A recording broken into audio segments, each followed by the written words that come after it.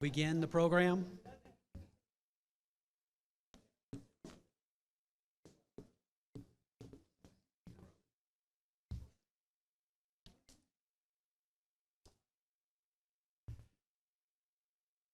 First of all, welcome everybody to our fifth installment of the 200th anniversary of Terrebonne Parish Celebration, Evolution of Education in Terrebonne Parish. I'd like to start by asking our councilman, Mr. Carl Harding, could you lead us in a prayer, please? Followed by a pledge from our parish manager, Mr. Mike Toops. Heavenly Father, it's truly a blessing for each and every one of these human beings that we are here, that's found on the land of the living. We ask, oh God, that you look at our hearts and our minds, oh God, and our desires, oh God. And then as we believe and we go forth and give an acknowledgement of two things, oh God. One thing, oh God, that there is a God and we are not you. We ask, oh God, that you take this program and the intention of the program, that the blessings can be bestowed for more progress for Terrebonne Parish. Not just Terrebonne Parish, but to exalt us into world affairs, that we can grow citizens that would be respectful and give back to our community. We ask the blessings upon Terrebonne Parish forever, O God. In your darling Son, Jesus' name, amen.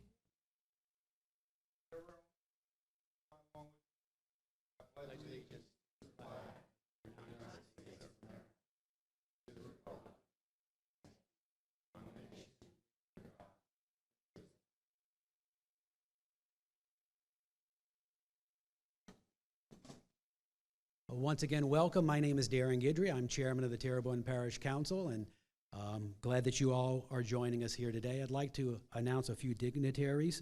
We have our director of the Terrebonne Levy and Conservation District and former Senator, Mr. Reggie Dupre here. Reggie's in the back. We also have former Judge Fungi. Jude Fungi is here. Judge Fungi, welcome. We also have former parish president, current director of the Council on Aging, Mr. Michel Claudet. We have the former superintendent of education, Mr. Philip Martin, who's here. And we also have Christian Bergeron, who's here with Garrett Graves' office representing the congressman.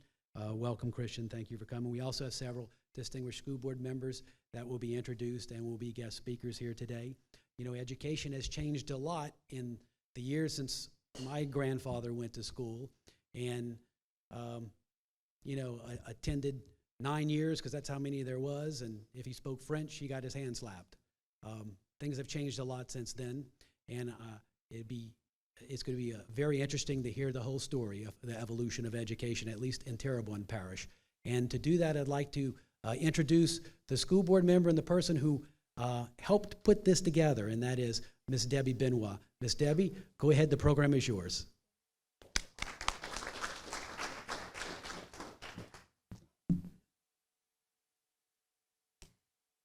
Good evening, and thank you for your attendance tonight. We're delighted to have you here to listen to our program, and I hope... Can you hear me now? Okay.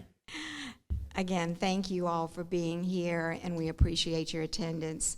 I'd like to also introduce to you the co-chair for this meeting, and that is Ms. Stacy Soleil, who represents District 5.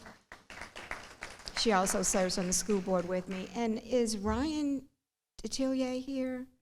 Okay, Ryan was also a committee member that did a lot to help us organize this event, and he is with Fletcher. There's some other committee members that are panelists, and they'll be introduced individually right before they present. So, as early as 1858, a non-sectarian school, the Homa Academy, began our story of education in Terrebonne Parish. 12 years later, in 1870, parochial education began through the Catholic Maronite Order. And then 41 years later, the Episcopalians, the Baptists, and the Methodists established mission schools. According to the Sanborn maps, public school, though, officially began behind the Houma Courthouse in 1885. And then in 1890, Terrebonne Parish School Board was founded by the police jury. Back in those days, small groups of students worked with teachers in one-room schoolhouses. Often, they missed school for periods of time because they tended to crops, assisted with hunting and trapping for their families, or didn't even go to school at all. Fast forward today, Terrebonne Parish Public Schools in size is number 14th in the state of 70 districts. We are a B school district serving approximately 15,000 students and employing 2,300 teachers, administrators, and staff. In fact, we are the largest employer in Terrebonne Parish.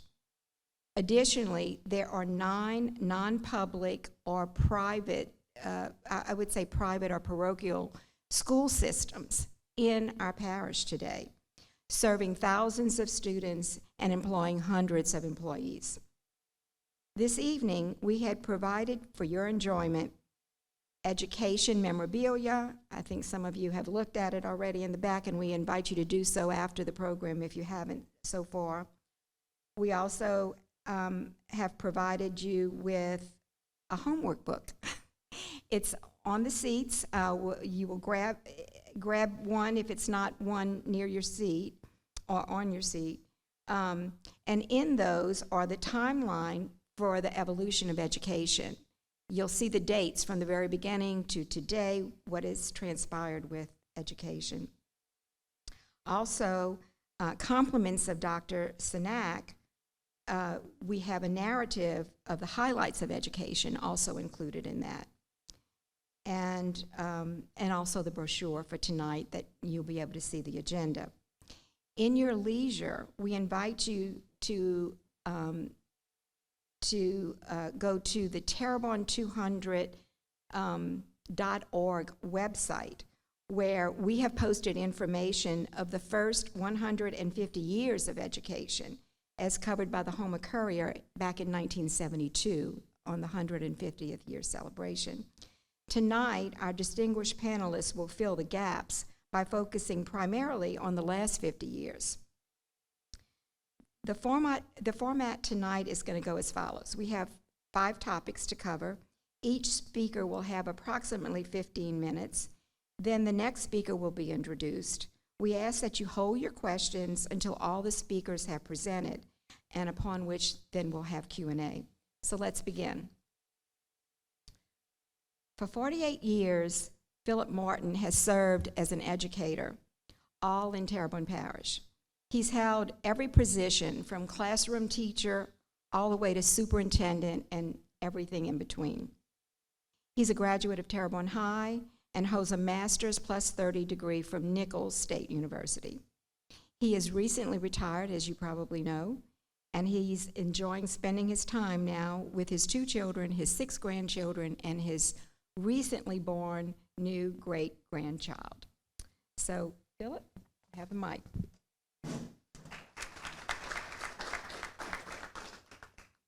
Thank you, Ms. Benoit. I think I was asked to be a part of this tonight because people probably thought I'd been here for 200 years. I'm not sure. But I have been here for the last 48 of the 50 as an educator in Terrebonne Parish. When you try to capture the history of anything, you don't want to leave things out. But in 15 minutes, you can't include everything. So I will try to hit upon what I consider and what some of us consider to be some of the high points. The early 70s, integration was finally implemented. Obviously, that was a major change. It's hard to imagine at one time it was not, but certainly that did take place, which I think is a very significant issue. In the early 70s, there were 2 high schools. There was Terrebonne and South Terrebonne. By the way, Terrebonne was started in 1909. It's been in this current building since 1940. It was the oldest accredited high school in the state of Louisiana, so there's some very significant history, and And you can probably tell that I'm an alumni from Terrebonne High, so I'm probably a little biased with that. Late 70s, H.L. Bourgeois opened, which was the third high school, and then the late 80s, Ellender High School opened. So there are 4 high schools. There are 4 relatively large high schools when you look across the state at high schools. There are 2 5A high schools, which is the largest classification, which is Terrebonne and H.L. Bourgeois, and 2 4A high schools, which is South Terrebonne and Ellender. The things that have changed dramatically in my mind is that our parish has changed in many ways. Our parish, I've seen over the 48, our bayou communities shrinking in size and shrinking numbers of kids.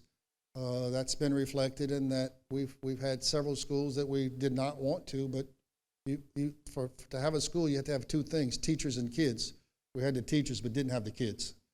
To give you an example, that's Little Caillou, Dularge Elementary, Ponishan,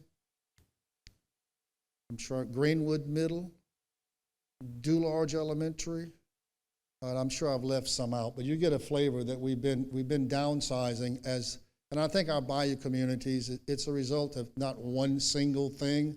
I think it's, when I first started 48 years ago, when I started in a bayou community, the vast majority of my kids, the vast majority, their parents were involved in either commercial fishing or the oil field. Well, we kind of know what's happened to both of those. And along the way, let's throw in numerous hurricanes that people have endured. So I think all of those things contributed to a shrinking of the bayou communities. The last 50 years have seen a lot of things change in education. Probably the most significant is that all school districts in Louisiana get graded and get a letter grade. As Ms. Benoit pointed out, we're a B school district. We were an A, but they changed the grading scale and it slid us back down to a B. But of the 72 school districts, we rank 14th, which I wish it was higher than that, but it's certainly nothing to be ashamed of. If you were number 15, you wish you were number 14. That brought about a tremendous change in schools, in terms of anxiety, in terms of teacher stress, because who wants to be an F? And teachers get graded on how well their kids do on the state test. That was something very much unheard of before this last 50 years. That was, teachers pretty much taught what they felt like they wanted to teach and how they wanted to teach and the methods they wanted to use. I guess you could call that the good old days. Now it's no, the kids must know this. And this is what you must teach. And by the way, we're going to know how your kids did on that, and it's going to be reflected upon you. That's stressful to teachers and stressful to superintendents because we also get graded. And like I said, we did not want to be an F or a D school district. I don't think anybody's totally satisfied with being 14 out of 72, but it's certainly some advantage to not being number 72. During this time, some of the most significant things, we've built some brand new schools in the last 50 years. Grand Caillou Elementary, Grand Caillou Middle, brand new school. Southdown Elementary, brand new school. And something a little, I think, perhaps ironic, as I was speaking with someone before the meeting, that we mentioned that Montague Elementary, which is our oldest school, it's 120 years old, literally. For the hurricane, it suffered very little damage, as did Southdown, as did Grand Caillou Middle.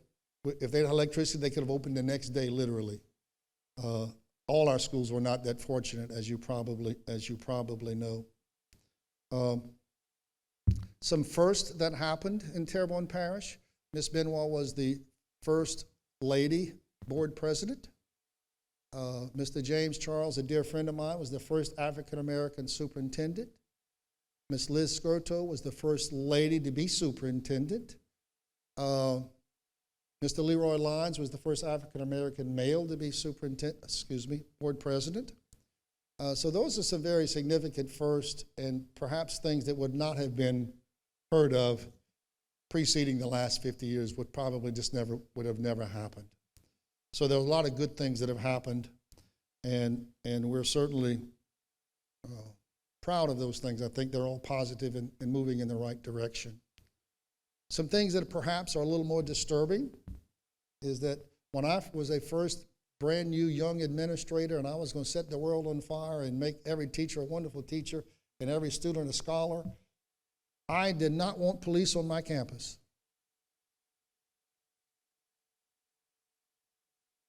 I felt it sent the wrong message. I've got control of this. I don't want it to appear that I do not. I'm in charge. Well, just as it may not have been possible to have women and minorities in certain positions, things have changed. I have also changed on that position in light of the last 20 years of all the horrible things that are happening on school campuses around our country and around the world. We have police on our campuses now on a daily basis, and they're welcome.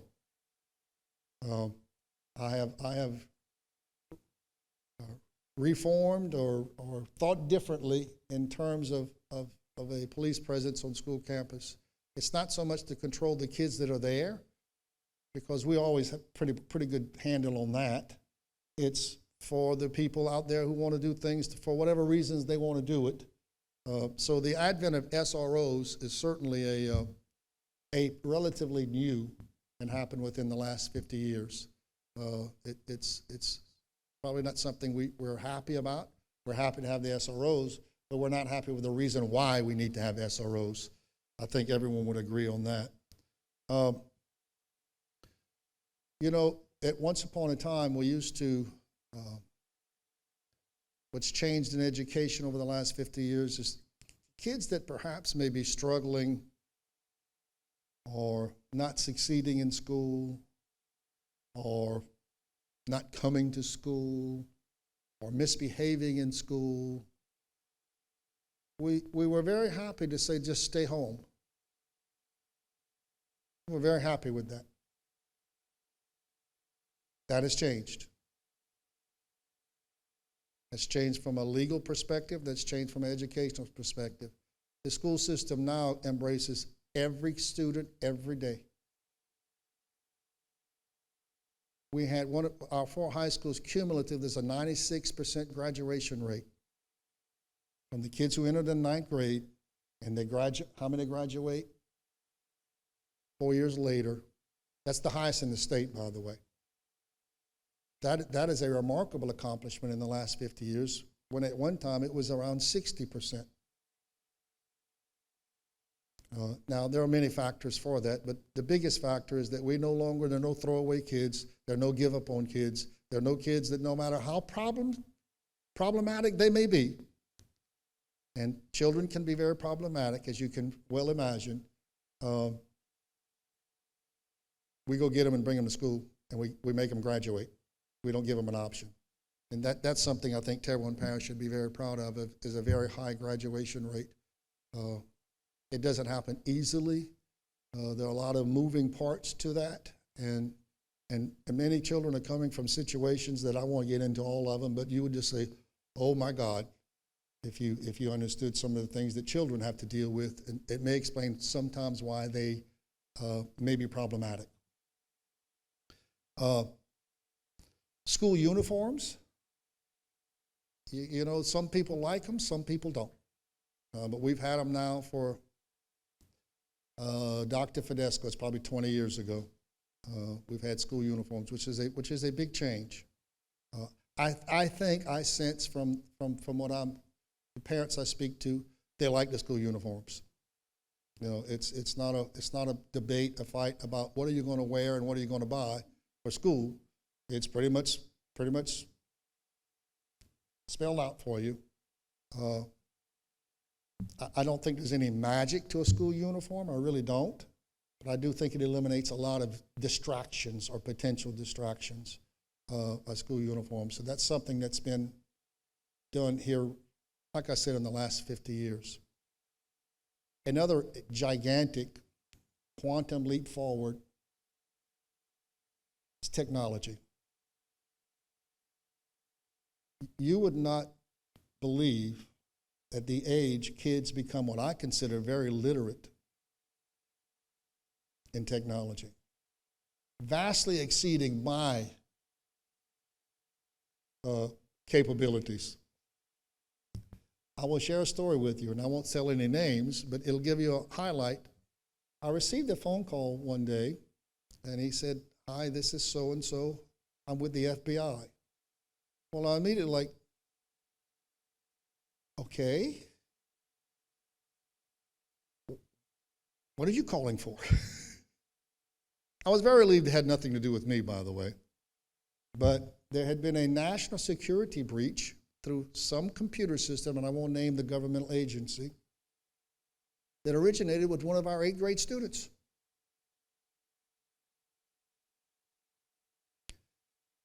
The kid was a very, very good child, but liked exploring and liked experimenting and liked pushing the envelope.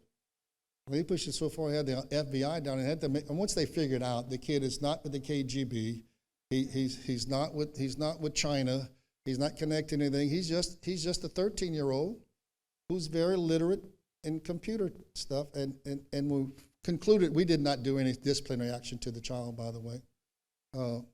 But I do remember that the last conference we had with the parents and the FBI, they said, "Young man, when you finish high school, call us. We have a job for you." He said, "We thought this was impenetrable, and we have a 13-year-old who got in."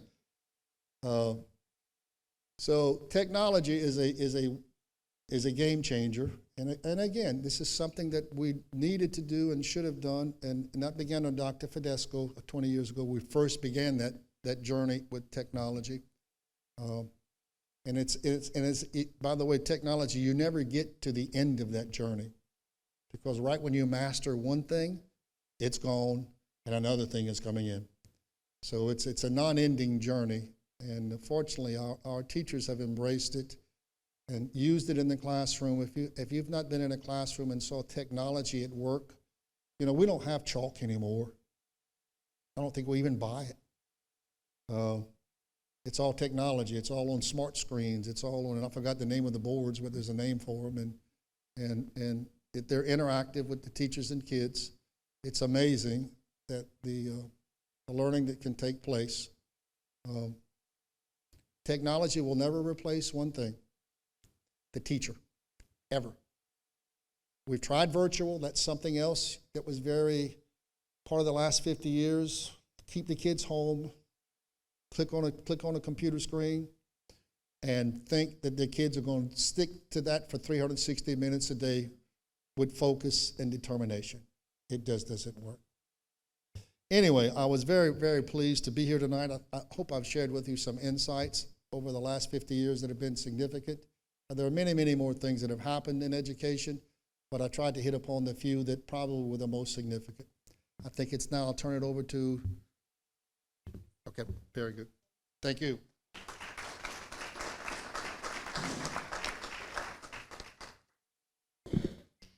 Next, we have Mr. David Boudreau, who has served in the Diocese of Houma-Thibodaux as an educator for 37 years and Terrebonne Parish School System for 5 years.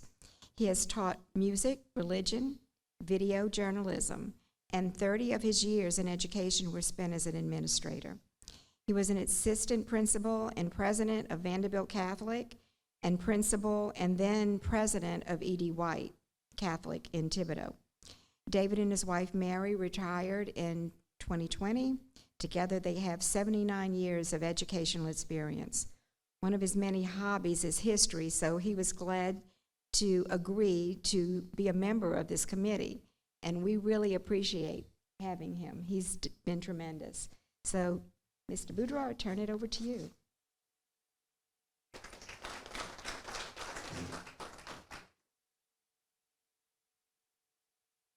Check.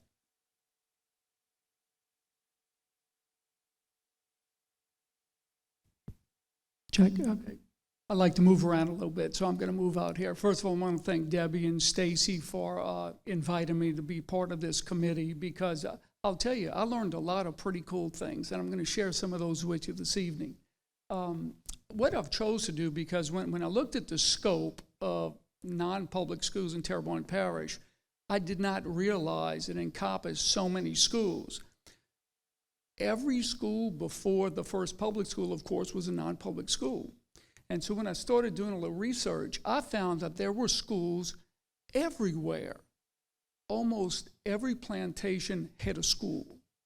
Almost every bayou area had a school. Most of them were one-room schools like these that I have up here. Many of these schools, like I said, were sponsored by plantations or by churches. And as Debbie mentioned, there are a number of mission churches, especially in the bayou areas, that all denominations sponsored. What I chose to do, so that my talk falls within the 10 or 15 minute range, is focus on the history of the current non-public schools in Terrebonne Parish. And so that's what I'm going to do now. Our history actually starts right here. Okay, if you drive down Houma today, this is Point Street, and that's Barrow Street there. And I didn't actually know this, that on this site was built what eventually became, at the time it was a state-of-the-art school. Okay, this was originally Houma Academy. In 1858, 6 gentlemen, 4 of which were either previous mayors of Houma or soon-to-be mayors of Houma. Out of the 6, they were businessmen. And in the research I'd done, they were listed as Anglo-Saxon gentlemen. They were not of French descent, okay? And they wanted a state-of-the-art school in Houma. Okay, so they incorporated Houma Academy in 1858. And they built this, as you can tell, from the size of the school compared to those one-room schoolhouses. This was unbelievable, okay, in Houma. And this is what I didn't know. That school was actually designed by Henry Howard, who was the same person who designed Maidwood Plantation. He designed the Pentalba Apartments bordering Jackson Square, as well as Nottoway Plantation. So these gentlemen took significant funds and built this school, even though the entire population of Houma at the time was below 500 people. So they put all this money out, they built this beautiful school. The Civil War happens. We have a lot of economic issues in Terrebonne Parish, well, throughout the South. And then the police jury in Terrebonne Parish opened a free public school not far from where St. Francis Church is today. So because of the economic challenges and the fact that there was a pretty darn good public school, the school went bankrupt. Okay, by 1868, they put the school up for sale. Okay, there was a debt of about $3,500 on the school. Seems little today. Back then, that was a heck of a lot of money. So anyway, these guys wanted to unload the school. So who bought it? A bunch of sisters bought it, okay? The school was purchased by the Maronites of Holy Cross. And this is actually standing on Point Street, not far from Gabas, I believe. And Judge Randy Bethencourt actually attended this school. So he and I went out there for about an hour to figure out where was this thing actually located. And that culvert right there gave it away. I found some pictures of the school with the exact same culvert, and this is exactly where that school is located. Okay, the culvert's lined up. And so basically what happened in 1870, the Maronites of Holy Cross opened up their school. It was originally named Our Lady of the Sacred Heart Academy. It consisted of 28 students, all girls, and all in elementary age. Fast forward till, let's see, until 1879, they had their first graduate. Her name was Rosa Cuneo, and they changed the name of the school to St. Francis de Sales Academy. okay? And the sisters, the Mary Knights of Holy Cross, ran that school. I could just imagine teaching in the South with no air conditioning wearing that. I just always thought that was fascinating, okay? But the Mary Knights of the Holy Cross taught that school. In 1918, they actually moved the younger boys and the older boys to the old building near the church. So the sisters maintained a school for girls at the St. Francis Academy, and the boys attended this old school. A great transformation happened in 1952. The current St. Francis Elementary was built, and the girls, the Mary Knights of Holy Cross, and the younger boys were all moved into this school, while the other school, the old St. Francis Academy, was staffed for the first time by the Brothers of the Sacred Heart. So these are the original brothers, Brother Warren, Casimir, Brother Osmond, Brother Carl. I saw Brother Carl just last Sunday. He's still alive. He's living in Baton Rouge, and he was one of the first Brothers of the Sacred Heart in Terrebonne Parish. So the brothers ran the boys' school, the sisters ran the girls' school. Another interesting thing that happened in the early 50s was that Buddy Marcello was hired to run the athletic program, because prior to that, if young men wanted to play football, they actually went to Thibodeau and boarded at Thibodeau College, because the brothers were in Thibodeau and they believed in a full athletic program. So young men in Houma would board in Thibodeau. So when Buddy Marcello was hired, that turned things around in Houma.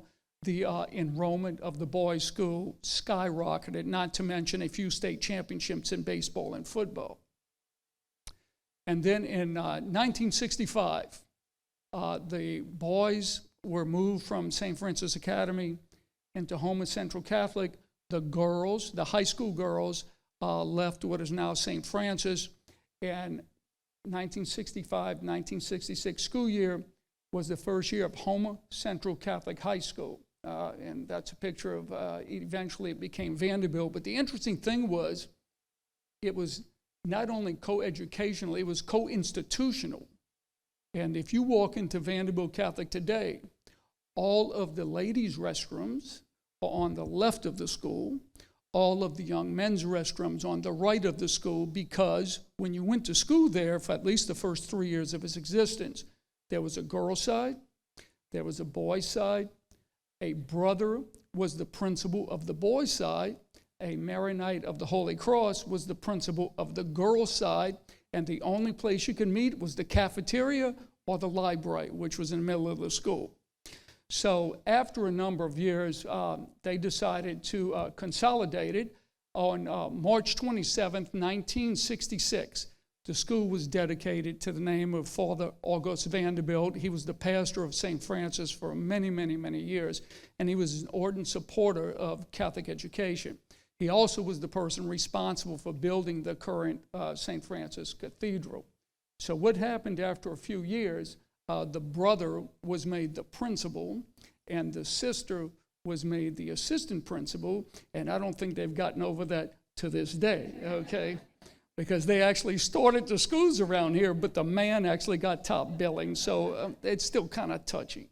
So anyway, that's what happened at Vanderbilt Catholic. St. Bernadette in 1961 opened with grades 1 through 4. It was a big time of expansion for Catholic schools in the area. 62 to 67, the grades expanded to K to 7. St. Gregory opened in 1964, same kind of idea. This is with the Sisters of Notre Dame. The Dominican sisters were responsible for St. Bernadette for many years. And then St. Gregory added grades up until they were K to 7 in 1967. These are other Catholic schools in the area that existed at one time. St. Lucie had a school that was elementary high school for African American students.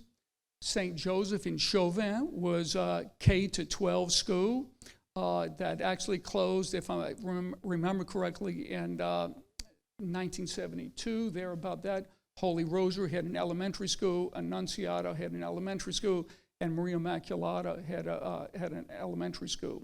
I guess the biggest change in education in the Catholic school system is that you noticed we had the Brothers of the Sacred Heart, we had the Marianites, we had the Dominicans, we had the Sisters of Notre Dame.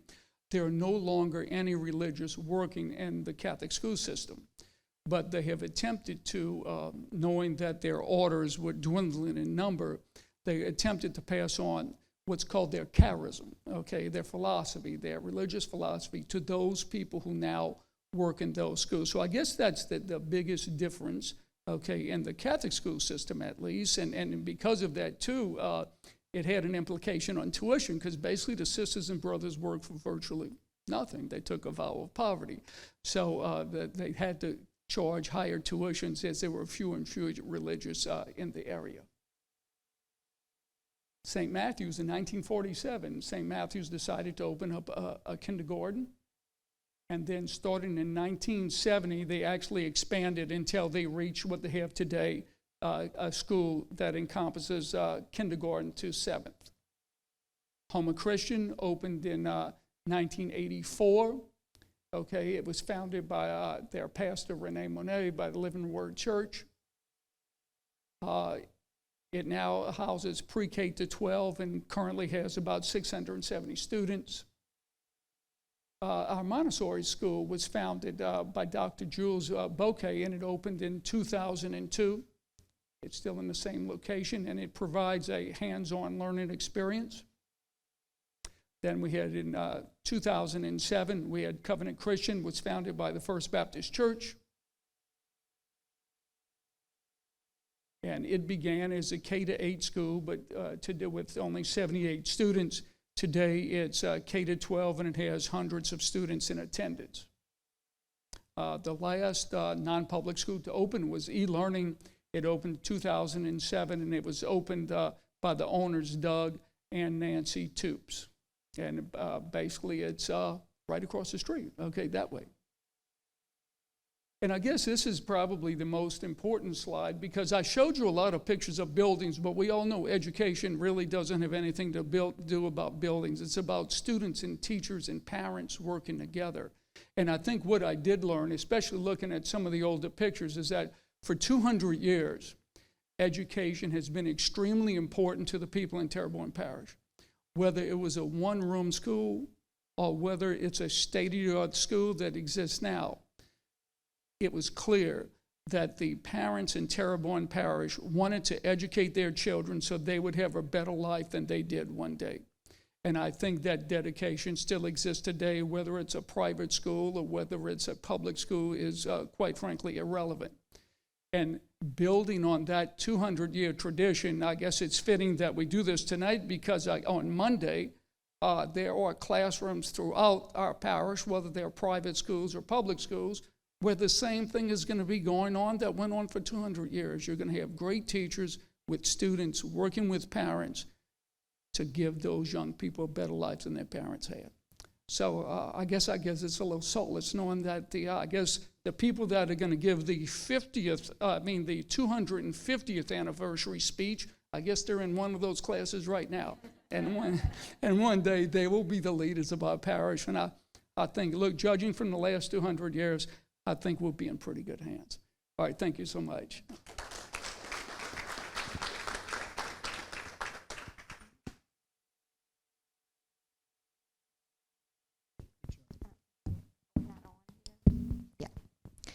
All right, our next presenter is Mr.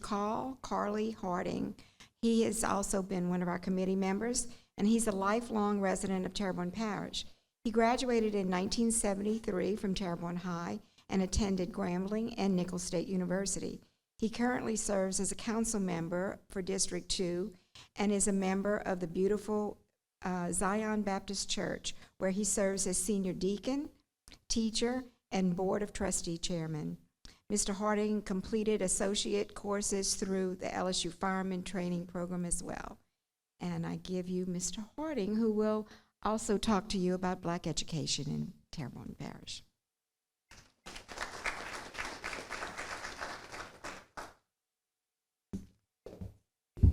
Good evening. I think it's rather fitting that I'm here to follow such great men as Mr. Martin and Woodrow, because they taught me some things. And actually, I don't feel so bad that I'm here because they've gone and give basically more information than I can actually conjure up at this moment. But then I'm going to make my presentation. And I was contacted about a week or so ago, and asked to sub for someone. And I looked at this opportunity to look at God and his directions that he had given me, and to look at an opportunity to speak, and only my steps are ordered by him. So I stand before you, and I'm so happy that Mr. Roach is in here. That was my literature teacher, and Mr. Brown said he was his too. I'm going to read this because the length of time. I'm going to try my intellect by sounding intelligent and not relying on my limited ability to secure knowledge, but rather my skills. Sternberg's theory identifies 3 types of intelligence. 1 being practical, the other being creative, and the third analytical. So therefore, I would hope that you accept my practicality, my creativity, and I would hope that each and every one of you here be very, very analytical. I am diverse. I am talented. I am a product of my environment, and I promise you, I wouldn't change that for the world. I plan and had planned to be brief, not knowing how much time that I have. But in being brief, I can't be so direct, because some of you in this room, and some that may be about by social media and whatever's written that comes out of my mouth, may not be able to accept as of this moment, even though we're celebrating 200 years of Terrebonne Parish existence, with this particular segment of the celebration referencing into education. I feel pretty good that Mr. Woodrow went back several years, not as long as Mr. Martin did. So I kind of based everything on the short meeting that I had on the information here, but then I have to use my skills and perhaps seem to be intelligent using particular theories, but relying on you, on your acceptance, not to hate the message, not to hate the messenger, but hate the message, if you will. But I hope that you choose not to do either. Just accept the message as it is, whether you're going to be creative in your own minds, you're going to be practical in your own mind, or you're going to be analytical in your minds. Because even though the presentation as if I would have had to read it, it wouldn't last no more than 3 minutes. But I'm only using my skills and my ability to do like Mr. Boudreaux and walk away from the mic a little bit. But we look at realistically, and I'm gonna go about my business, and that was a little bit of sarcasm within my own humor of myself that, I am here and I'm rather nervous, and guess what? I want to present this particular case and the situation and the scenario that I'm in right now to you. As I see out there, I'm not blind. I am not blind. That's being practical. I'm not being analytical, but I'm being practical. And most oftentimes we talk about education, and like was said with Mr. Martin, and as was relayed by Mr. Boudreaux, you have to understand in 2022, statutes don't kill nobody. Schools, they don't teach anything. And I agree. It is the teachers. But if you take a statue and you take a school and you look at them as monuments, and what is the representation of that monument? Whether it's a statue or you make a monument out of a particular school, what's being taught there? Who's teaching it? To be practical, to be analytical, and to be creative. We understand that for me as an African American to read this paper and to put words on paper, we have to understand there in 1886, there was 26 white schools and 17 black schools. We look at in 1924, the Homer Colored School opened on Roosevelt Street.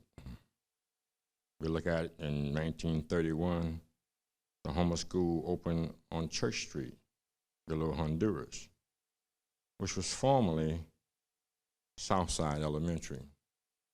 When I was contacted, even today, Southside Elementary, and speaking to a school board personnel, school personnel, they did not know Southside Elementary existed. If we go back in the beginning, we realized that there was 26 white schools and 17 black schools. Mathematically, Mr. Roster, you taught me literature, but Ms. St. Martin taught me math. So it's only 6 schools. So we understand that if Southside was not included in this particular study and some of the other schools were not included in some of these studies, then we need to have history classes, or we have to do more research. There are a number of circumstances that are here when, if you read this paper, I think everyone has a copy of this, right? We look at Homer Colored School begins school instructions. Homer Colored School renames Southdown School. And at the same time, in 1949, that the St. Lucie School was actually named also. Southdown School opened on St. Charles Street in 1963. And we're looking at Terrebonne Parish Public Schools integrated, and Southdown High School was closed. And even though I have divine intervention on this piece of paper, I can put this aside because I can stand before you and speak from my heart.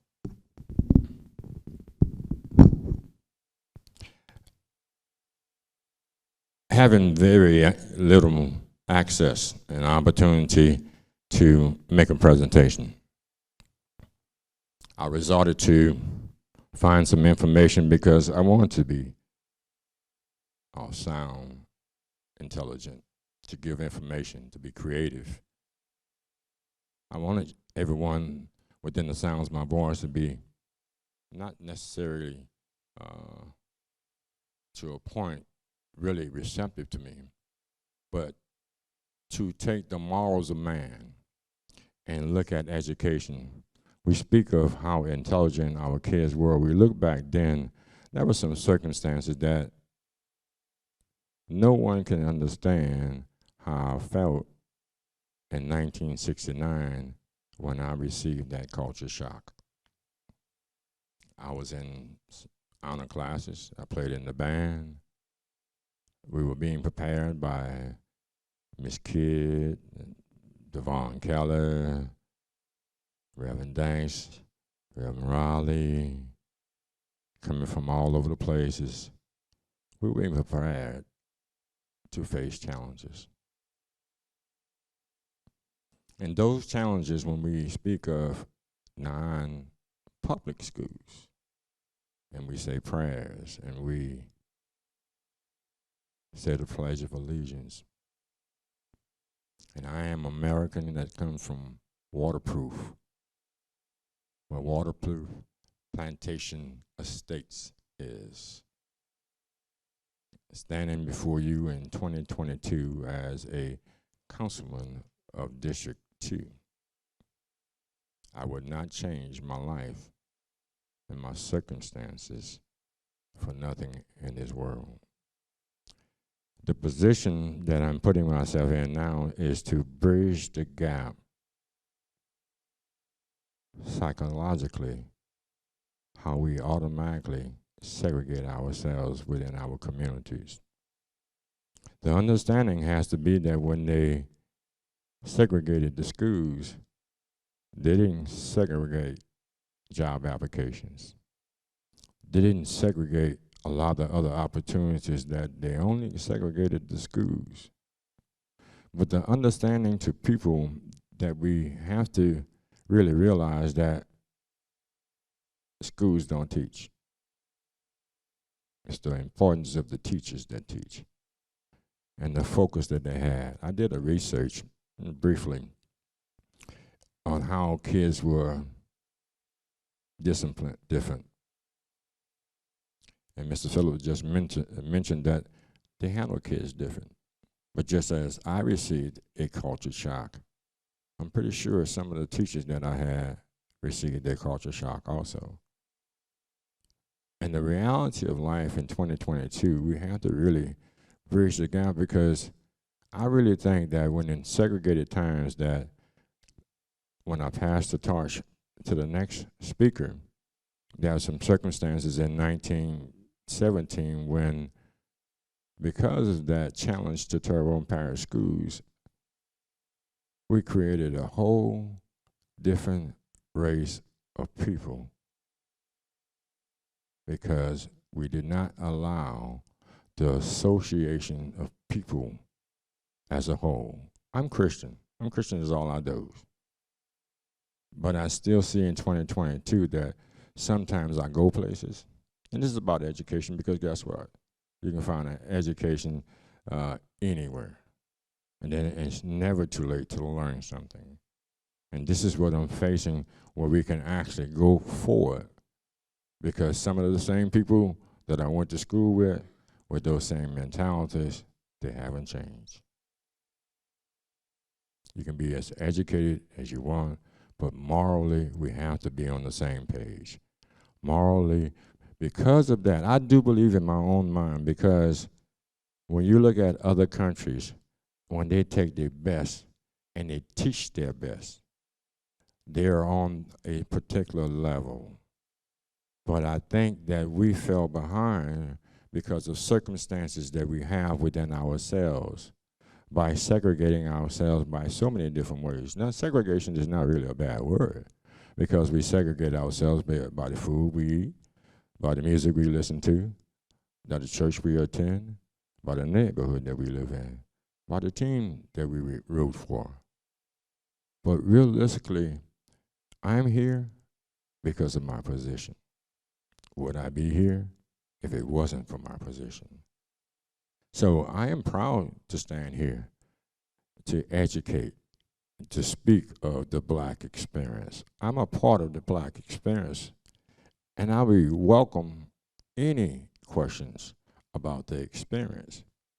But then what I'm trying to get here is, are you willing to be objective enough to hold the conversation? Are you willing to hear creativity? Are you willing to hear my analytics? Are you willing to hear my perspective?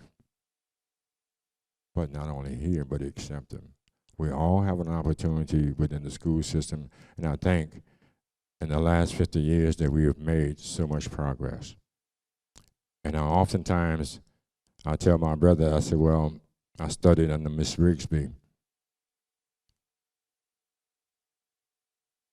Music appreciation. I listen to Bach, I listen to Handel, ragtime, bluegrass, country and western, all of these different cultures. And I understand as we put our football players on the field, and me and Mr. Boudreaux, we had a conversation.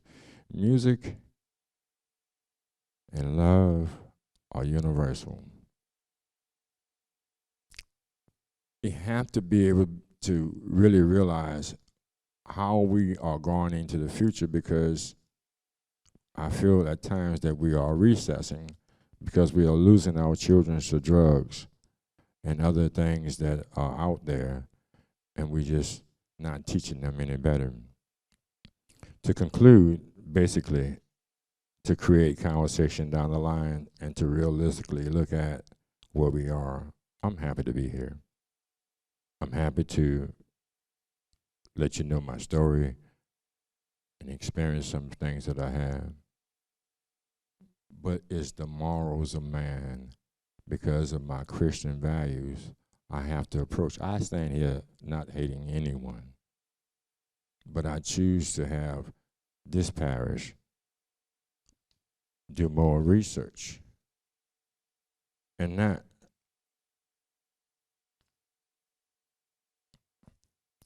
this is history. I welcome the 200th anniversary birthday of Terrebonne Parish. It is history. But there are many out there like Miss Street, Mr. Freddie Douglas, who's dead and gone, who taught me how to play chess. Mr. Ross gave me extra words to come out of my brain, off my lips. Miss St. Martin, I remember, sweet as she was, in 1973, I think I had a math class with her, and she was real nice. We've come a very, very long way from the days of my mother. When I asked her, she said, well, they really treated black people bad then. And to hear that from my mother, that's why I stand up here to say that. Because you know what else she said? And I have a witness in here, and they're still doing it. It's a two-way street. But education is very, very important. I know that I got off script a little bit because I felt that way, that I really needed to say that, because oftentimes we give programs, and as I close, I'm going to finish with this. I'm going to leave this with you on the morals. I am an elected official. I was contacted by my class. Said, I heard you, that you do a lot for the community. I see you on TV, you're doing well. But I need your help to find some black folk that graduated us in 1973, covering that 50 years that you're talking about. I said, yeah, I can do that. I said, well, we got the place. we got basically the theme. It's going to cost this much, and it's this day. We're planning for this day. Trust me, I'm an elected official. It shouldn't be no problem contacting me. And I said we have to do a better job, because these people that are 67 and around my age, they're still running Terrebonne Parish. So we have to get out of that mindset that you kind of called me late, and I had to be honest with them. So, well, look, I can do that, and I will attend. But I'm pretty sure you could have done a better job than what you did for me being an elected official. And it's a Johnny-come-lately type thing. That's the reality of it. You want to be objective. You want to be creative. There's so many people within my community who want to get involved with Terrebonne Parish. Education, politics, businesses, and everything else. In order for this parish to go forward, we have to get out of that. I will attend my class reunion, but I never received a phone call once I spoke the truth that you're going to call me now.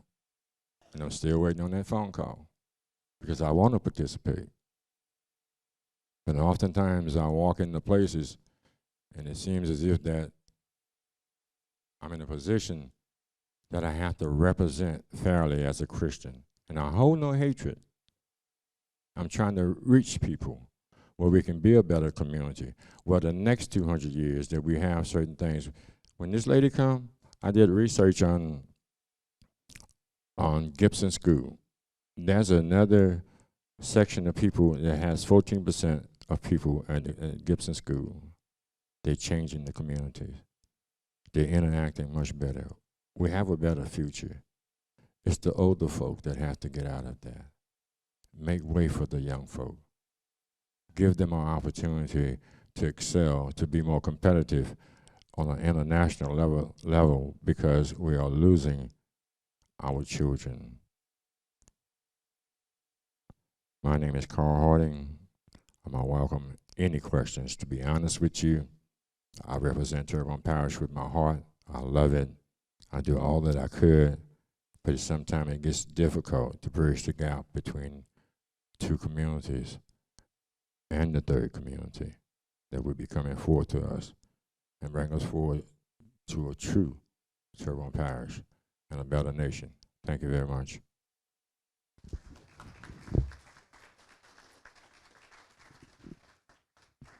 Thank you, Mr. Harding. Next, we have Angele Verdun Black, who is a graduate of South Terrebonne High School and Nicholls State University.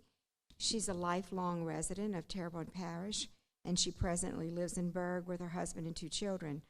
Angele is a member of the Ponashe Indian tribe and currently serves as on the tribal council. She is a school counselor in Terrebonne Parish in public schools, and she works under federal programs, which includes the Indian Education Program. So now I give you Ms. Black.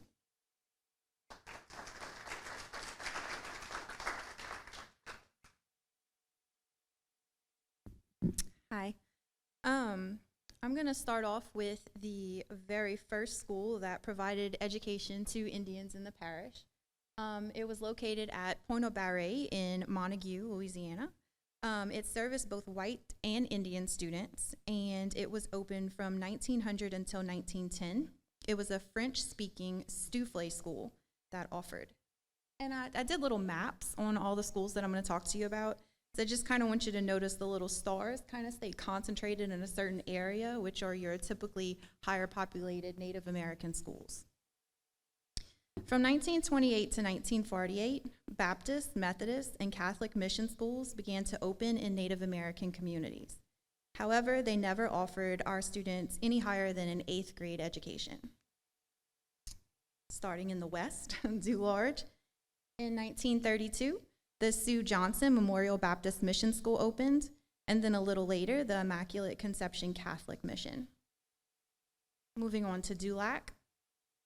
In 1932, the Dulac Indian Mission School, which was a Methodist mission school, opened. And records show that in 1938, just 6 years later, the enrollment at that school was 262 Indian students. In the 1940s, the Clanton Chapel was a mission school that was actually delivered by barge from Port Sulphur to Dulac.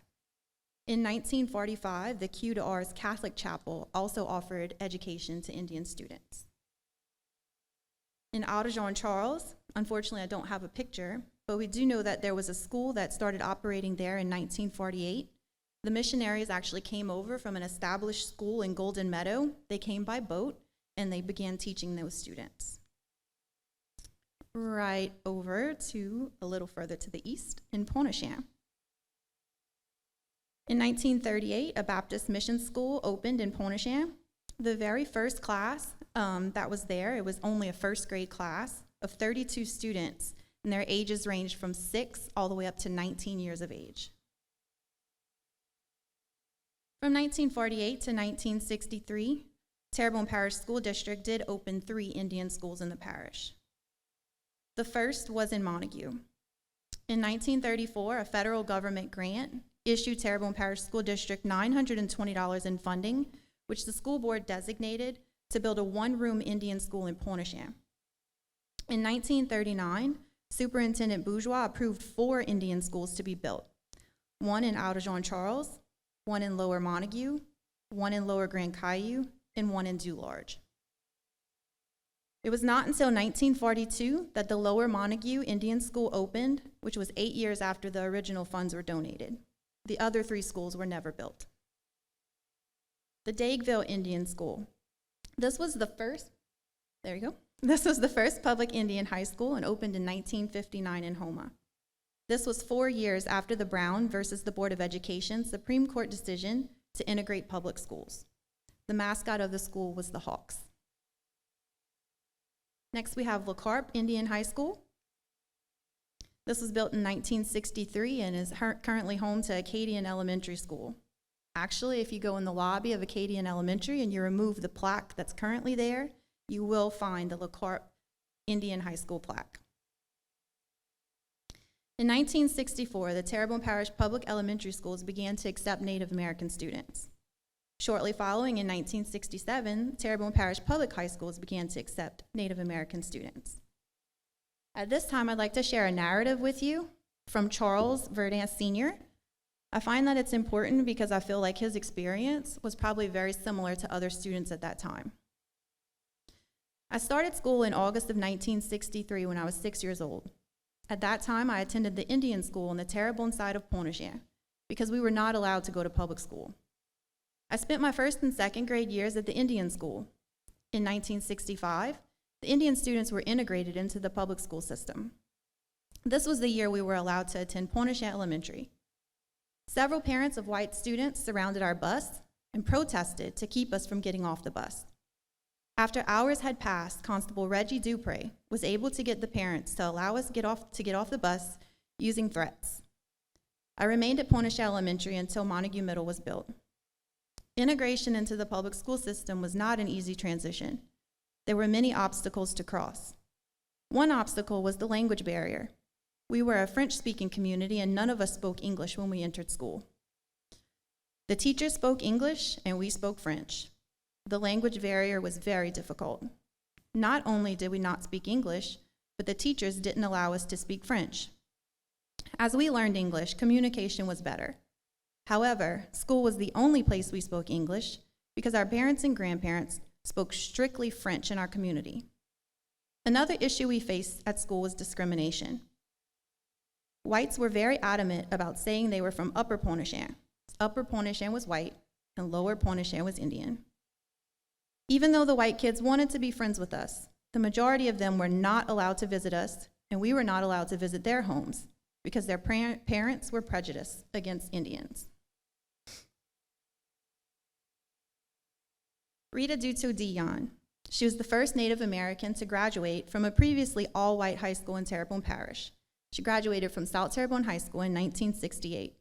As she received her diploma, she was escorted by the police because of protesters. H.L. Bourgeois High School opened in 1973. Its name honored H.L. Bourgeois, who was Terrebonne Parish School District Superintendent from 1914 until 1955. Throughout his tenure as superintendent, Native Americans constantly petitioned for the education of their children. In Mr. Bourgeois' master's thesis that was released in 1938, he had a chapter called So-Called Indians. He called us pariahs. In his mind, well, actually quoted in his thesis, he states that Native Americans were an imaginary racial zone midway between white and black. It's ironic that a school in his namesake, the mascot is an Indian. I'd like to go over a timeline with you about the Indian education program that still exists in the Terrebonne Parish School District. In 1964, the Terrebonne Parish School District was awarded an Indian Education Formula Grant from the United States Department of Education.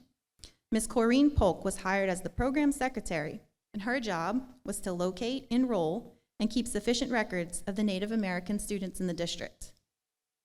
Ms. Corrine Polk attended the Dulac Indian Methodist Mission School as a young girl. There was no high school in the area that she was allowed to attend, so she was sent to a boarding school in Georgia. She received her high school degree from the Vashti High School in Georgia, a school which accepted both whites and a few Indians. The program also funded 3 paraprofessionals when it was first accepted into the school district. In addition, there was a dental program. My aunt actually told me recently that her very first dental checkup was when she was in high school. That was offered through the program. In 1979, the formula grant began to focus on attendance. Mr. Kirby Verrett was hired as the program coordinator, and he was hired to work directly with the school district child welfare and attendance department. His job also included making home visits to students who were at risk. Mr. Kirby Verrett attended Lower Dularge Missionary School. He started first grade when he was 8 years old. After that, he attended the Lower Dularge Indian School until 8th grade. Because he served as an altar boy for 3 years at the St. Eloi Catholic Church in Dularge, the priest there spoke to the St. Francis Boys' School, and he was allowed admittance for 9th grade in 1963. He was the only Indian who attended, and on his very first day, they announced in the loudspeaker, "Mr. Kirby Verrett is here to get an education. However, he is an Indian, and if he messes up at all, he will be expelled. He will be asked to leave." For 11th grade, Mr. Kirby attended Houma Central Catholic, and 12th grade, he attended Vanderbilt Catholic High School. That year, he was voted most school-spirited. In 12th grade, he was asked to transfer to Terrebonne High School. However, after speaking to some fellow friends who attended, they advised him against it. He said that the teachers there let them know that although they were required by law to allow Indians to attend, they were not required to teach them. I gave you this information on Miss Corrine and Mr. Kirby because they were pillars in the public school Indian education program. They were there from the very beginning. Mr. Kirby is still there, and Miss Corrine stayed until the early 2000s. Found it very interesting that they put so much of their heart and soul into the program, and they were never allowed to attend a public school in the parish. In 1998, the Indian Education Program began to offer Native American Month presentations during the month of November. That's also the same year they began offering Native American graduation ceremonies. In 2014, the program held their 40th anniversary celebration. It was held at the Houma Municipal Auditorium. Very ironic, considering that Native Americans were not allowed in that building at one time.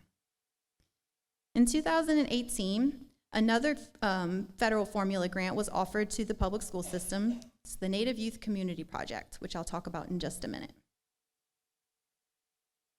These are pictures of the Indian Education Program. At this time, the program funds 8 paraprofessionals in elementary and middle schools who have the highest number of Native American students. For the past few years, over 100 Native American students have graduated from the public school system, and we still hold the special graduation ceremony for them each year at the Houma Municipal Auditorium. During the month of November, the program continues to offer Native American Month presentations. This includes crafters who show students basket weaving, beading, dancing, drumming, and trapping. They offer field trips and also cultural craft nights. This is some of the work of the Native Youth Community Project. That grant was offered starting in December 2017 and just recently ended in May of 2022. It offered college and career field trips, behavior intervention programs. It started Native American clubs in a few schools. It offered ACT prep courses, virtual job shadowing, and summer cultural camps. We hope that the parish will reapply in the near future. On June 10th of 2021, Pontchartrain Elementary School was officially closed. At that time, there were about 100 students enrolled, 70 of which were Native American. At that time, that was the highest percentage of Native American students in any school in the parish. There was much opposition by the Pontchartrain community. Petitions were signed, and a lawsuit was even filed. On June 24th, 2022, Governor John Bell Edwards signed a bill to approve a French language school in Pontchartrain. $3 million in funding has already been allocated to the school, and they have ambitious plans to open by August of 2023, and they plan to serve grades K through 4th. Thank you to the people who helped me research this. I want to give them a little shout out, especially Dr. Chris Sinak is actually here. Ms. Corrine Polk, Chairman Charles Verdun, Ms. Kathy Verdun, and Mr. Kirby Barrett. Thank you.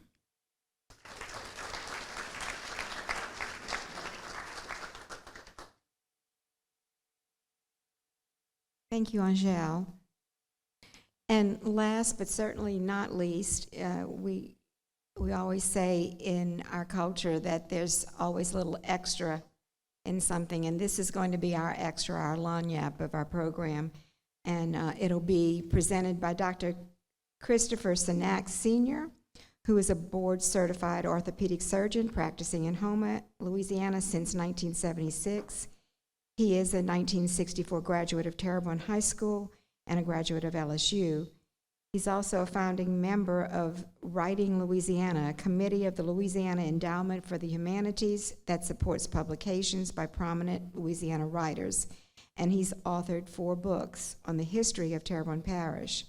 They are The Eyes of an Eagle, Jean-Pierre, Livestock Brands and Marks, An Unexpected Bayou Country History, 1822 through 1946, Pioneer Families of Terrebonne Parish, Hard Scrabble to Hallelujah, Volume 1, Bayou Terrebonne Legacies of Terrebonne Parish, and Hard Scramble to Hallelujah, Volume 2, The Bowie Brothers and Bayou Buffalo du Large. And now I give you Dr. Sinak.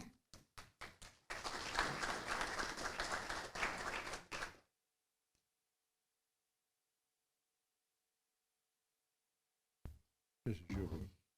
Okay. I'm going to put it right here for a second. Hello, everybody. I'm not a school teacher.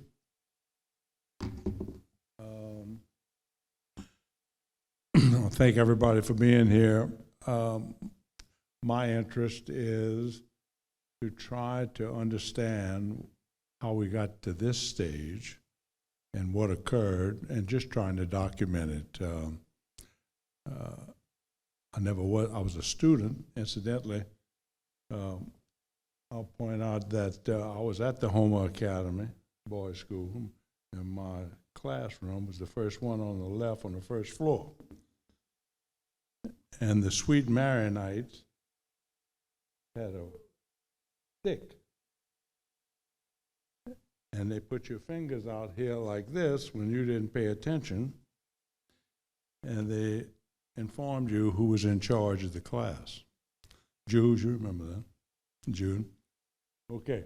Sorry, I got to do this. Which one I press? The middle one?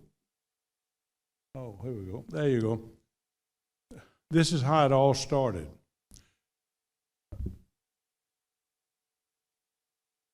April 6, 1822, the first meeting, the new Terrebonne Parish.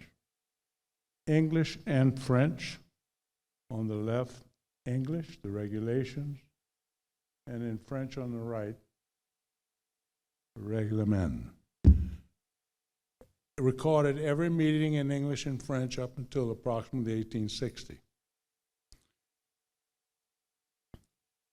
At that first meeting, they passed the resolution for roads, fences. They created 6 districts. They appointed 5 school administrators and established a temporary courthouse in present-day Baycane by the mall of Alexander Dupre's house, where they had their meetings, and they paid him $10 a meeting. The first school administrators were Francis Gayol, William S. Watkins, Henry Schuyler Thibodeau, Lefroy Barra, and Henry M. Thibodeau.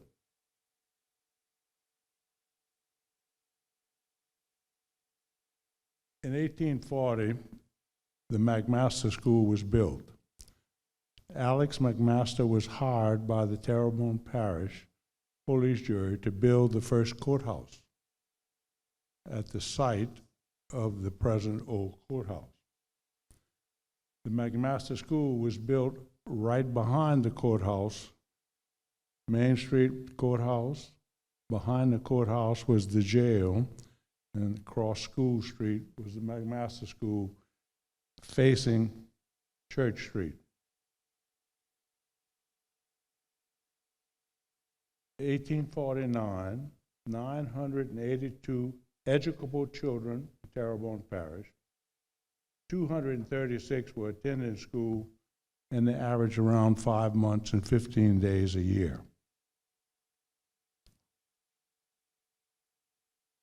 Here's our Homer Academy, and that's a very rare picture from the side, shows the whole thing.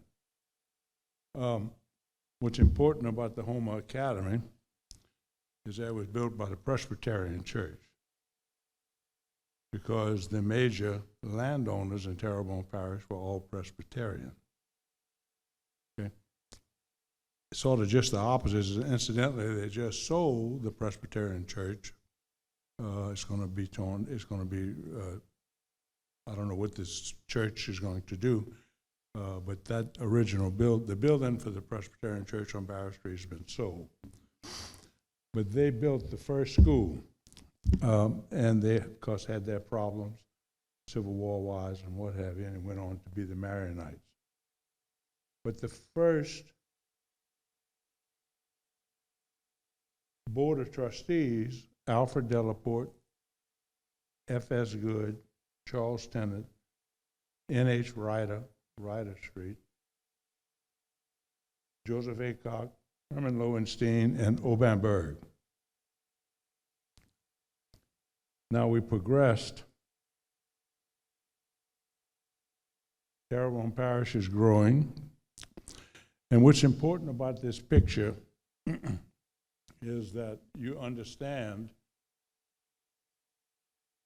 in the early 1800s, I always say that if you throw a rock on anything below I-10 from Texas to Mississippi, the rock lands on something that happened. If you throw the rock for 6 months in Nebraska and Oklahoma, it's not going to hit anything. And the reason is, when North American people came the European people came to North America, they landed on the East Coast, and they could only come downriver. They couldn't come to New Orleans and go upriver because we didn't have any steamboats. We didn't have any mechanized way to travel. So everybody came downriver. What's at the end of the river? Mississippi River, by Lafourche and Donaldsonville, by Terrebonne and Thibodaux, and when you get to Homer, you have all the other 5 tributaries, distributaries. So Venice, Homer is the Venice of North America. So everybody came down and wound up on the bayou communities. Now, everybody knows about sailboats. Well, what was so hard about sailing in Terrebonne Parish? We are bayous. Bayous are narrow. The wind's blowing out the north in the winter. It's easy to sail straight south from Homer to the coast. But after you fill your boat with fish, oysters, or whatever, how you get back? Can't sail up a narrow canal against the wind.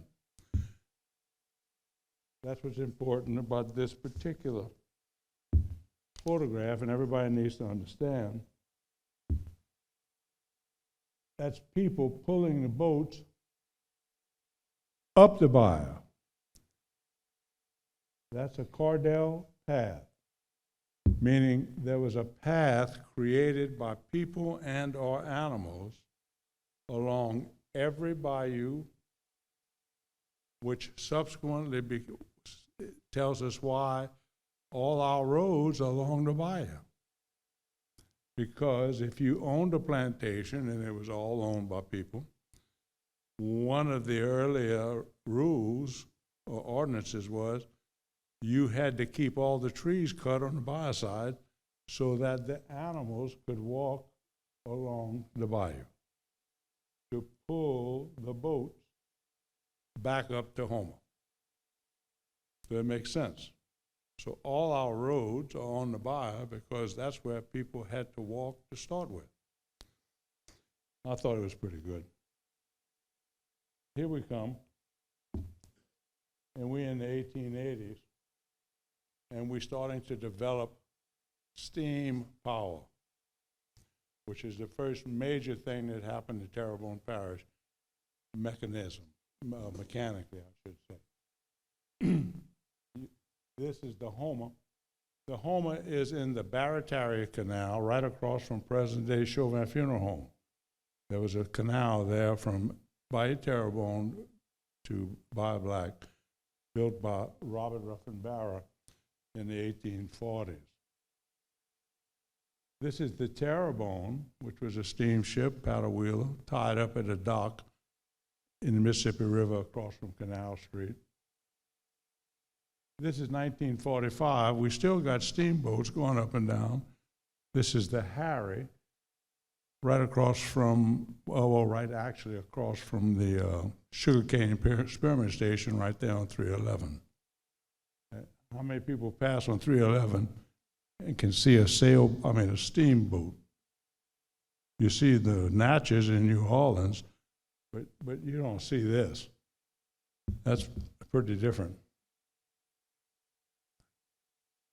By 1886, the state superintendent listed 43 schools in Terrebonne. Mr. Harding noted that. 26 white, 17 black, 1,044 students, but what's important, there were 33 teachers, 13 guys, 20 girls. That's why they got more female teachers than they got male. They've been doing that a long time. That's the way it was when I was a student anyway.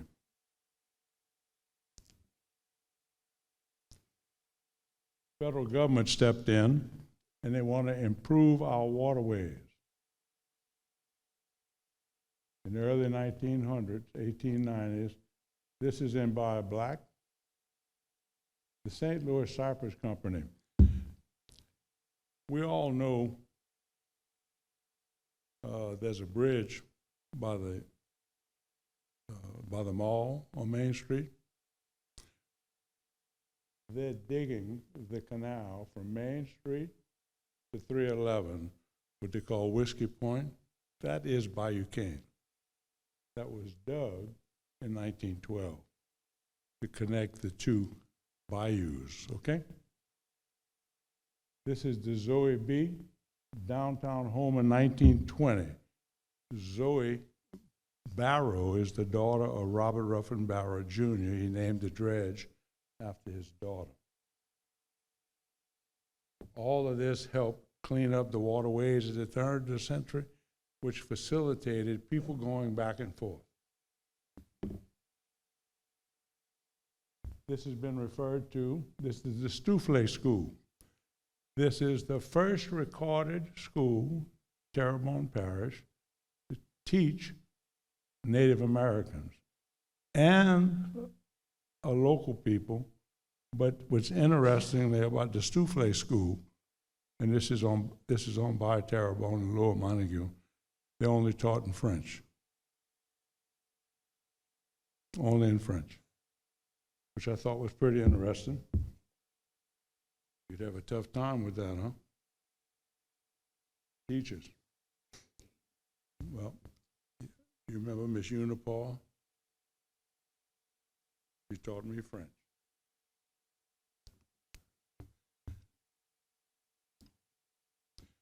So what we're turning the century. So we know we sailed over here. We walked up and down the bayous. We got animals pulling the boats back home. We developed in the steamboats. And we got our fishing industry is getting ready to convert. The most important economical thing that happened in Terrebonne Parish was the mechanization of the fishing fleet. This is in Seabreeze, 1909. Those are sailing oyster luggers. 1913, we're beginning to put motors in boats. There wasn't big motors now. This is a Fairbanks, 3 horsepower. They had the Stanley with 7 horsepower, the Palmer 7, the Scrip 15, Fairbanks 12, Bridgeport 15, Lathrop 16, International 20. But the engine of choice in 1910 was the Ford Model A 4-cylinder, 40 horsepower, and the Model T was 20 horsepower. Now, what happened? There were several gentlemen did something for the fishing industry, seafood industry. Mr. Leonis Laperouse put an 18 horsepower Wolverine engine in his boat, the Juniors. Mr. Claudio Belanger put an engine in his boat, sailboat, the Truscott. And Mr. Ernest Rhodes put an engine in his boat, the Espoir. Along with that, Tofil Sanag, my grandfather's older brother, became the Ford agent in 1910. Now, it wasn't a car dealership. He just had the right to get the Ford motors, Terrebonne, not for the cars, but to put them in the sailboat to increase fishing experiences. And the big transition occurred because now we had motors. The trawl was invented in 1917 in Florida and got here in mid-20s. So you didn't have to do a seine anymore. We could pull a trawl. So that was a big deal. Now, the reason I was asked to be here, if you look at this picture, this is Main Street in Homer, 1905. You don't see any cars. Incidentally, that's a dirt street with a wooden banquette.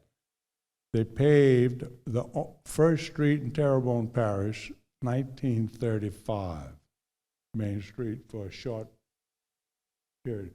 That's the Courthouse Oaks right here.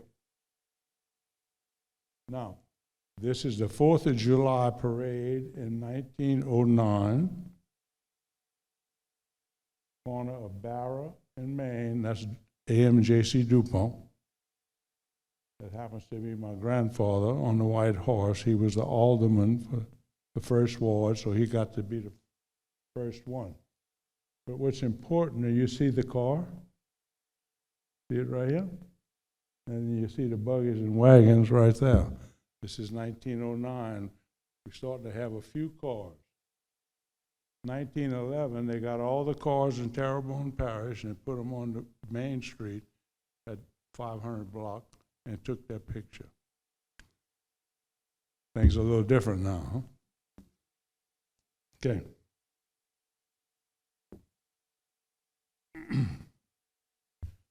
Not to be outdone, the Presbyterians with the Homer Academy. Well, I'm going to get to this. Let me finish this first. What did I do? I did, yeah. Yeah, this is what we want. Okay, yeah. That's the second thing. I'm sorry. The first school buses, this is Andrew Price School. That's a Model T school bus. So we're beginning modern transportation for school children. Here's a Model T school bus in Homer, 1939. Now, 1940 is not that long ago, and we were still riding around with a horse or mule pulled transportation for children in the rural areas. All right. Like I was going to say, the Presbyterians did the Homer Academy, but the Episcopalians, Reverend Gardner Tucker, 1911, Mr. Walker Lovell brought his son, because the original inhabitants are by and large or Protestant, and there's many reasons for that, but Mr. Lovell, because he knew that his ancestors were Episcopal from England, brought his child to Reverend Gardner Tucker, St. Matthew's, to baptize him. Reverend Tucker brought his son back down to his house with his daddy, and they formed in 1911 the Episcopal Mission, St. Andrew's Episcopal Mission in the house. That's Mr. and Mrs. Lovell, Walker Dominic Lovell and Bertha Adams Lovell. They subsequently built the St. Andrew's Episcopal Mission in 1928. And they had their own boat right here to bring the children from Lower Dew Lodge, their own mission boats, up the bayou to the end of the road to go to school at the mission school. Progress. The big thing for Terrebonne Parish, education-wise, way back, was from 1912 to 1917, we had 10 buildings constructed for Terrebonne Parish School Board. Berg, Montague, Shreva, Boudreaux Canal, Baycane, Chacahula, Chauvin, Grand Caille, Gibson, and Bayou Black. The Favreau Liverday architectural firm designed every single one of them. And this is, if you notice, they all sort of look alike. They started all like this, and they added on. But some of these schools are still here today. But those schools were built, 10 of them, between 1912 and 1917. We saw some of this before. In the 20s, remember we said that earlier, all of those different schools, 30, 40 different schools, but they were all little one-room schools, and they were all associated with the landowners in the area. Ashland was at the Ashland Plantation. John T. Moore was at Warbin, because he owned Warbin. St. Elway, by the Lodge. Ellendale at Ellendale, Chacahula, Dulac, Canebrake Plantation on Grand Caille. This is the Red Hall School, which is in Mechanicville, one of the very early first black schools dating back to the 20s, okay? Now, what's important about the Falgoux School? That's where Mr. Billiard tried to send his children in 1913. That initiated the eventual litigation that wasn't resolved until the 60s. That's the school it started in. And that's, if you take, you go all the way down to by the Lodge, you cross over at Falco Canal Marina, and you come back up a little bit. There's a house there, Mr. Wilson Wazan's house, with a white picket fence. That's where the Falco School was located. And that's what started the litigations for Native Americans to go to be accepted into all schools. And this is why I'm supposed to be here.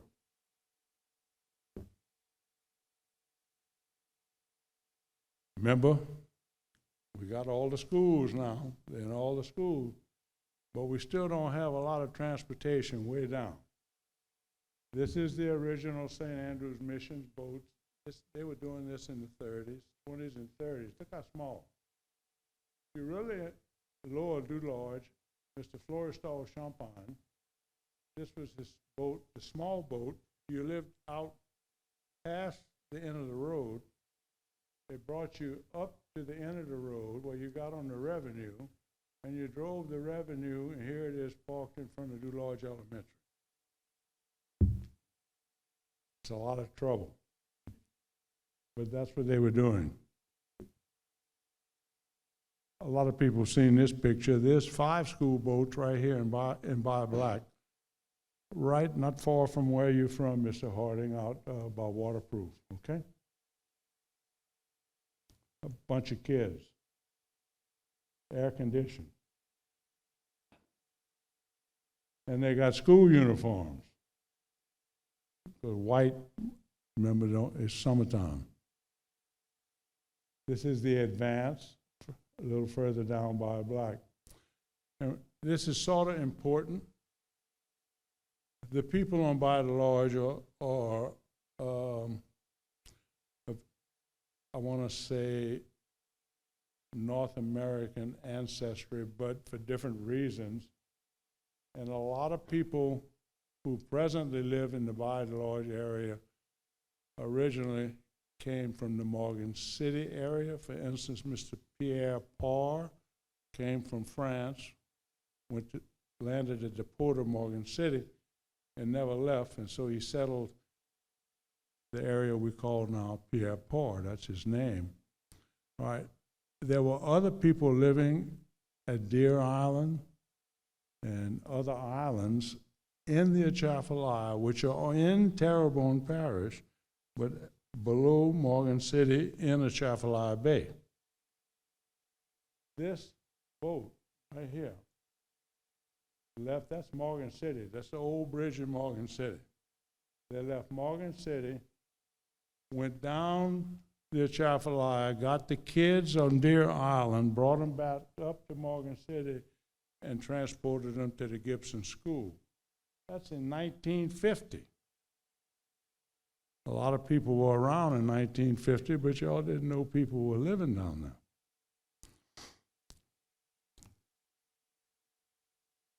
Whoop. There we go.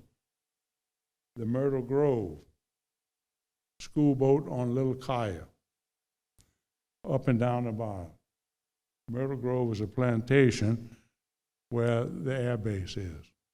It was owned by Robert Ruffin Barrow Sr.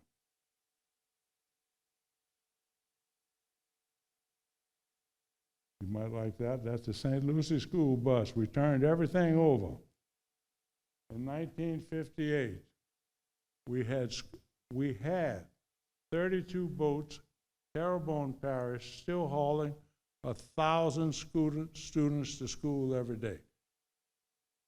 That's not a long time ago, 1958. Okay? We turned it all over. 1960, this is the St. Lucie school bus.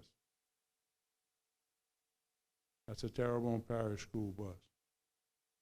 Some of the first school buses. So we got out the boat system. 1,000 kids I actually remember going to Terrebonne High, Homer Junior High, Terrebonne High, and there were kids being transported by boat. That's not that long ago. 32 boats working in 1958. That's it. I'm good. Thank y'all.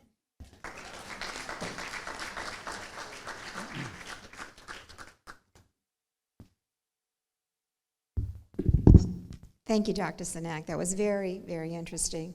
And now we'll have a Q&A.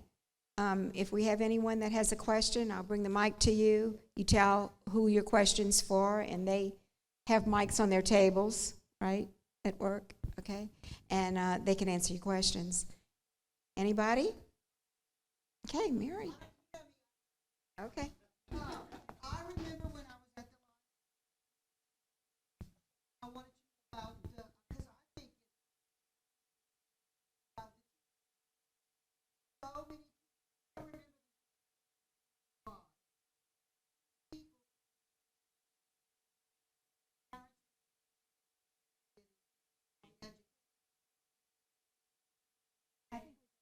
Two. 89. I think that's Would you like to address that? Phil?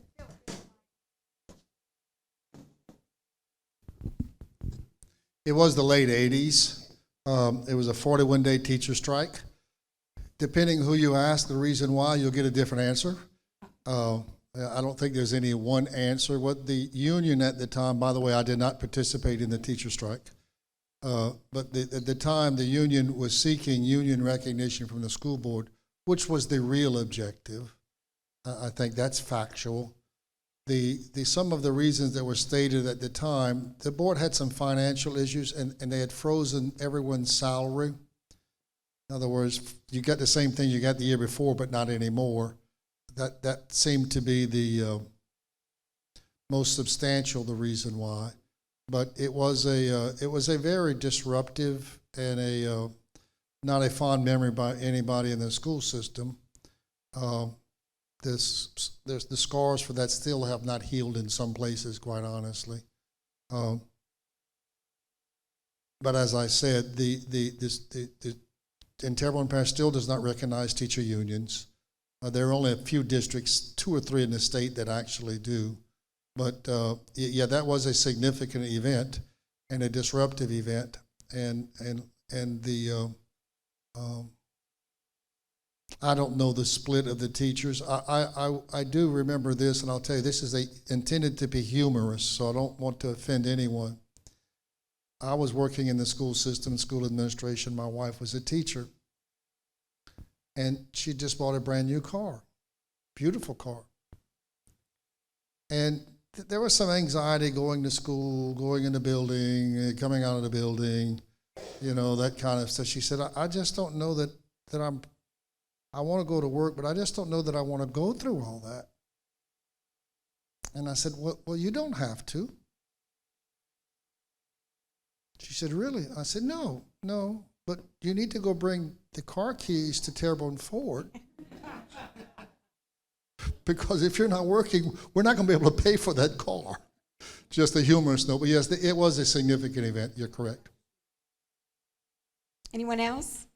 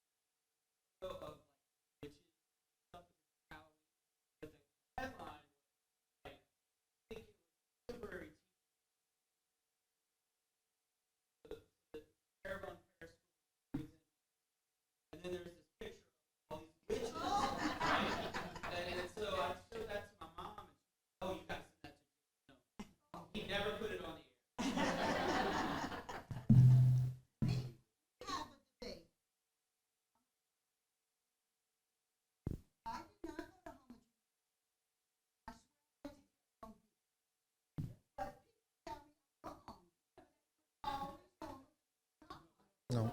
It was Terrebonne B for a while. When did it go to Home? When did it go to Home? I know the library. It was originally Homer Junior High. It was. And then for a very short period of time, it was an experiment that didn't work very well. It became Terrebonne B, and that lasted maybe 2 or 3 years. And then it went back to Homer Junior High and Terrebonne High. There was confusion about the... I'm the product.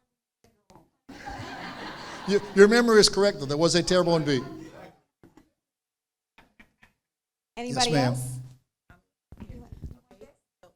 I'm Catherine Carter, and was on strike, 89 on the line. And what was unique about it, the best, like Mr. Moore said, I think Vice Calendar at the time. I can tell you it was his best out there because of the principles that we were advocating for. And it was the heartbreaking part about that was we was willing to stay all the way for what we did. But then it was in February. The leader said there was no more that they could do. The leader, we'd imagine had given up so much, had to get loans because we would believe in our cause and what have you. And then they're going to, then that fall, then it maybe was the next year, like you said, old now. I'm also a product of freedom of choice that seems great. First, you had the 12-year plan for integration. That didn't work. Leaders went back to freedom of choice. That same man, Mr. Freddie Douglass, shared with us for the honors class of Ms. Purty. That was the first principal of South Dump. They had 4 others. They shared with us. We want you to go so that you can prove that you work. They told us, but you're not. Then not going to get your scholarship. You're not. That's, more sacrifice. But we didn't know we were part of it. It was religious for us. And then, like I said about the AB thing, but when we went to Homer Choice, Mr. Bordelon still on the but he was the vice principal, A-Bear. So when we moved out, graduated from Terrebonne with Mr. Martin, then, 1970, so everything was shut down. That's when he said AB.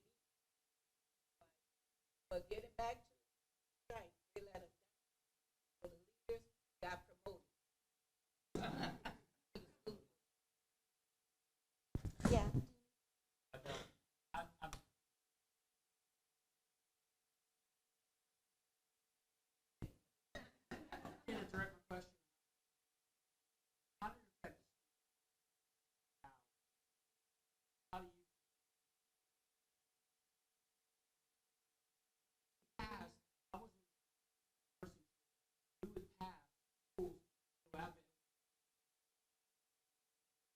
We blow the horn. It seems like a lot of people wondering, because all kids, how do you?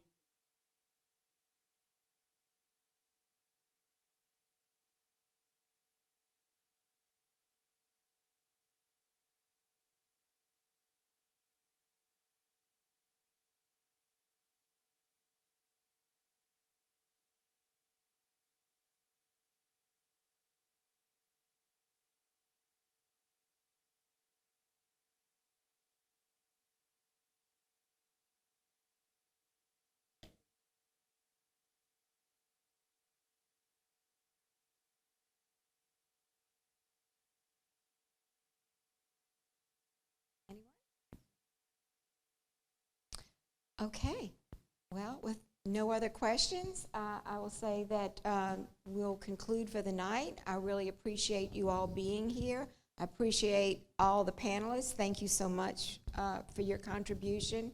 And please help yourself to refreshments and go ahead and take a look at some of the memorabilia that we have on display. And I just want to remind you, and maybe Judge Fungi would like to say a few words about what's happening next Thursday. His group is going to be here presenting. Reggie left. That's what all good leaders do. Yeah, next week, we're going to be, the topic is governing Terrebonne. Reggie Dupre Jr. is going to give, I think, a presentation on the police jury, the city of Homer, and some of those leaders. Clint Downer is going to talk about the legislative delegation, and the Senator Allender, the only senator from, Terrebonne Parish. And I'm going to give a PowerPoint presentation on the judiciary from 1822 to present. Thank you so much. Here. And thanks again. Don't forget your homework.